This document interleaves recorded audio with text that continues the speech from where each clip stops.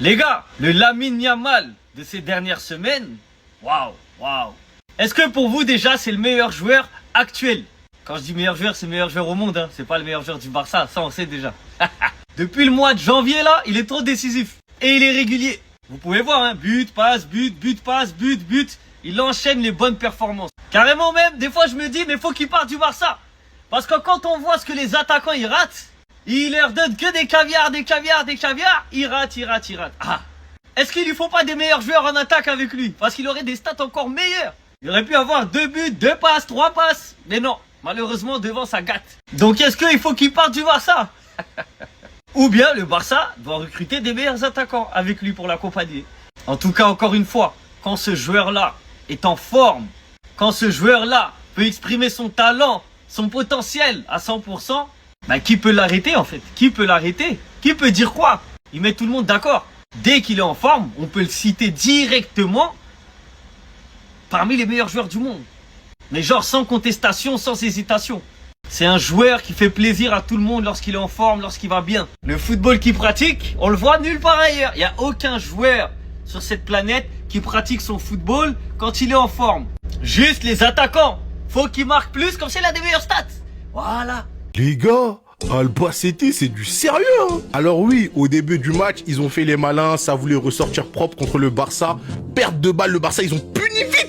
Ah vite, le Barça, ils ont montré, nous, on n'est pas dans vos bêtises. Et j'ai même trouvé Albacete culotté. Le Barça marque, il y a un défenseur d'Albacete en mode, il est fâché, genre en mode, c'est pas normal que le Barça vous marque un but. Ils mettent le deuxième but, je me suis dit, ah, c'est bon, ils sont partis. En plus, dans ce match-là, le Barça, ils auraient pu gagner beaucoup plus largement. Parce que Lamine Yamal, il envoie des caviars. Mais les attaquants du Barça, c'est des tocards, les gars. Lamine Yamal, il alimente en ballon. Il y en a, ils flopent atroce. Albacete, ils ont fait un changement, les gars. Ils ont fait rentrer un fameux numéro 10. Oh là là. Lui, là, il aurait pu tellement faire du mal au Barça ce soir. Mais lui aussi, il a trop flop. Des occasions dangereuses, il a flop.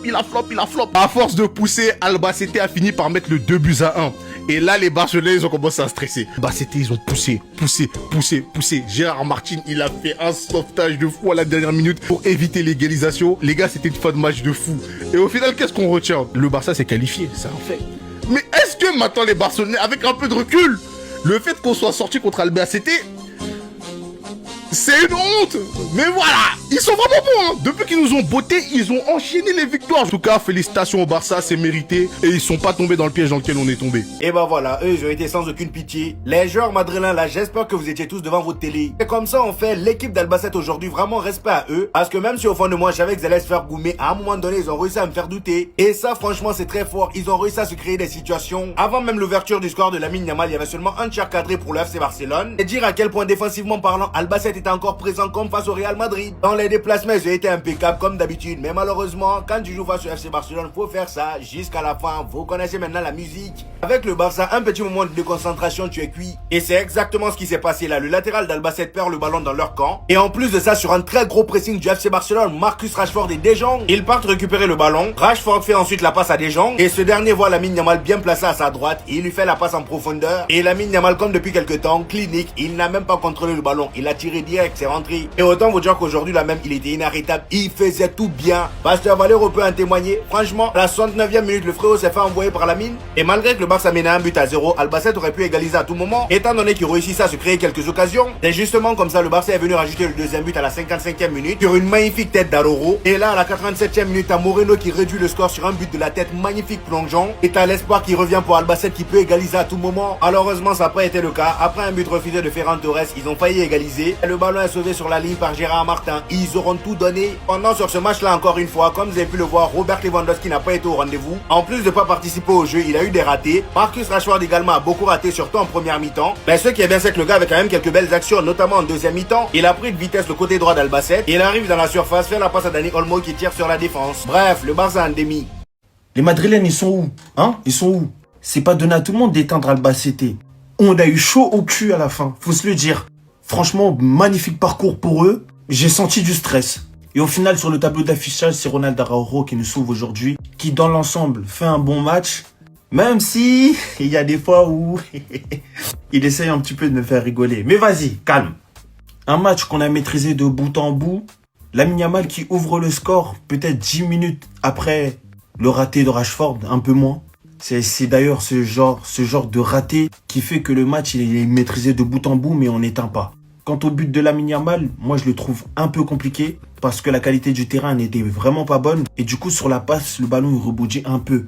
Et Lamine Yamal avec toute son expérience, il a 14 ans, hein. Avec toute son expérience, la prend parfaitement et lui met l'effet qu'il faut pour qu'elle rentre dans le but tout simplement. En deuxième mi-temps, sur un corner, ça arrive très rarement. Et c'est pour ça qu'on aura besoin de Ronald Araujo pour le reste de la saison. Rashford qui tape parfaitement le corner. Raison pour laquelle, malgré ses 1m87, il tape les corners.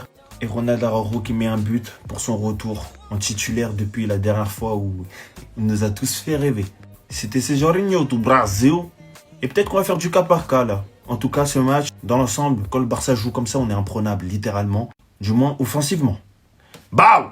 Le match de Lamine aujourd'hui, il n'a pas staté en termes de passes décisives. Il aura été buteur, mais aujourd'hui, il n'aura pas eu de passes décisives. Et c'est pour ça qu'il faut arrêter de regarder les stats dans le football. Les stats ne veulent rien dire. Aujourd'hui, Lamine a créé 8 occasions réelles et franches pour le Barça. 8, il peut terminer avec 8 passes décisives ce soir, et j'en rajoute même pas. Je comprends quand il disait en conférence de presse, oui, maintenant je m'habitue à affronter deux défenseurs parce qu'aujourd'hui il a affronté deux défenseurs, mais des fois il en affrontait qu'un, mais quand il en affrontait qu'un seul, je pense vraiment que Donald va faire des cauchemars de Lamine Yamal. Et je pense que le premier cas de l'homme enceinte, c'est Lamine Yamal qui est le papa. Des tests, faut acheter un test. Et s'il y a 2 barres, t'es papa, t'es enceinte. T'es enceinte parce que je pense que Donald peut être enceinte ce soir. Vu ce que Lamine Yamal lui a infligé aujourd'hui. Qu'il soit pris par un joueur, par 2 joueurs, il arrivait à faire des différences H24 dans ses dribbles, ses prises de balles, dans ses passes, dans sa vision de jeu, dans ses occasions. C'est trop. Le match de Lamine aujourd'hui, waouh! Les gars, moi je veux pas parler de la victoire du FC Barcelone, j'ai pas le seum, elle ne m'intéresse pas. Dans tous les cas, barrez-vous, j'en ai rien à faire. Mais moi j'aimerais parler de cette entrée légendaire de Valero à Albacete. Il est sur le banc les gars, Albacete les gars. Ils sont relégués je crois en 2e division, il est sur le banc sachant qu'il était dans le grand Real Madrid. C'était une légende, si vous connaissez pas Valero, c'était une légende du Real Madrid. Les vrais Madrilènes le savent. Mais quand je l'ai vu rentrer, je me suis dit, quoi? Il existe encore, lui? Il est même pas en 1re division. Mais les gars, c'est une dinguerie.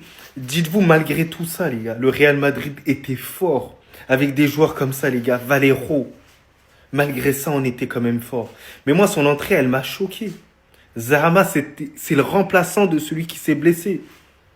Zarama, il avait le dossard. Il avait la chasuble sur lui. Non les gars, c'est complètement lunaire. Ça montre à quel point le football, ça va super vite. Ceballos et Fran Garcia, oui, vous êtes les prochains. Carrément, j'en bégaye sur ton nom, Fran Garcia, tellement que je te déteste. Je te dis avec le sourire.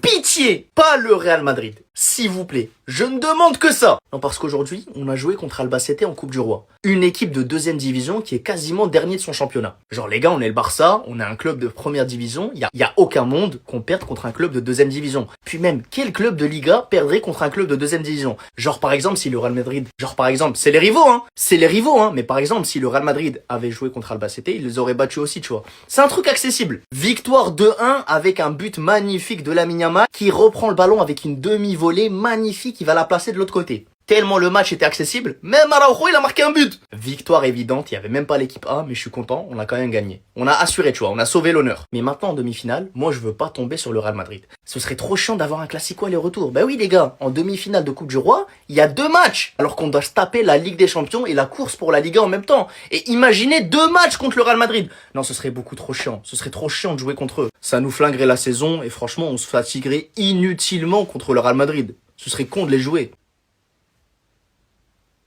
14 janvier, 8e de finale, Albacete Real Madrid, victoire 3-2.